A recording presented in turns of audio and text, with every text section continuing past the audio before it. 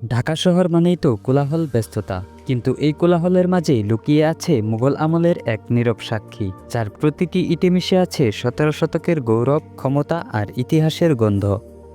আজ আমরা ঘুরে দেখব ঢাকার বুকে মুঘল স্থাপত্যের এক অসাধারণ নিদর্শন, লালবাগ কেল্লা।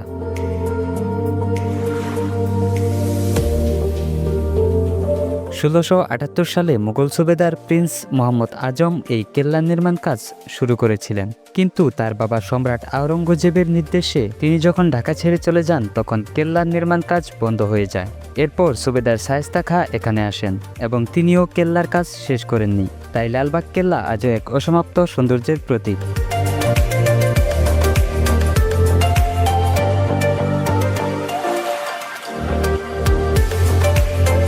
এখানে রয়েছে সুবেদারদের দরবার, যেটি দিওয়ানি আম নামে পরিচিত। এখানে বসেই তারা তাদের বিচার কার্য পরিচালনা করতেন। এর দেওয়াল জুড়ে রয়েছে অসাধারণ কারুকার্য। মোগল স্থাপত্যে পারস্য ও তুর্কি শৈলীর যে প্রভাব দেখা যায় তা এখানে স্পষ্ট।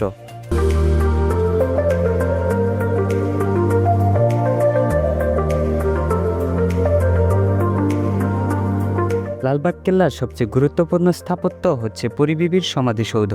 শাহজাদা আজমের মেয়ে পরীবিবি, যার অকাল মৃত্যু এই কেল্লার নির্মাণ কাজ বন্ধ করে দেয়। এই সৌধটির অসাধারণ গম্বুজ এবং ভিতরের কারুকার্য সত্যিই চোখে পড়ার মতো। কেল্লার 3টি প্রধান স্থাপনার মধ্যে এটি একমাত্র স্থাপনা যার নির্মাণ কাজ প্রায় সম্পূর্ণ হয়েছিল।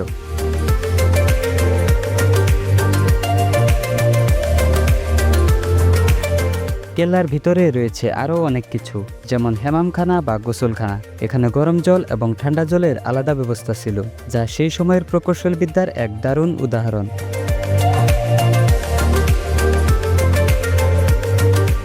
এছাড়াও কেল্লার সুন্দর বাগান আর ফোয়ারাগুলোও এর সৌন্দর্য বহুগুণে বাড়িয়ে দেয়।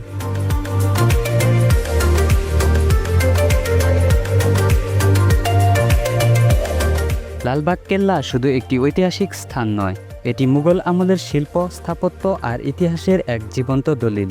এর প্রতিটি কোণায় লুকিয়ে আছে সেই সময়ের জীবনযাত্রা, ক্ষমতা আর অপ্রাপ্তির এক অদ্ভুত গল্প।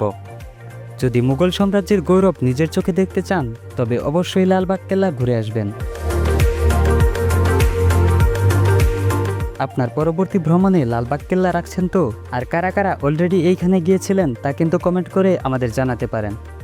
আর ভিডিওটি ভালো লাগলে একটি লাইক দিয়ে আপনার বন্ধুদের সাথে শেয়ার করতে পারেন। পরবর্তীতে এরকম আরও ভিডিও পেতে আমাদের চ্যানেলটি সাবস্ক্রাইব করে হয়ে যান আমাদের পরিবারের একজন। আজকে এই পর্যন্তই, দেখা হচ্ছে পরবর্তী ভিডিওতে ভিন্ন কোনো স্থানে। আল্লাহ হাফেজ।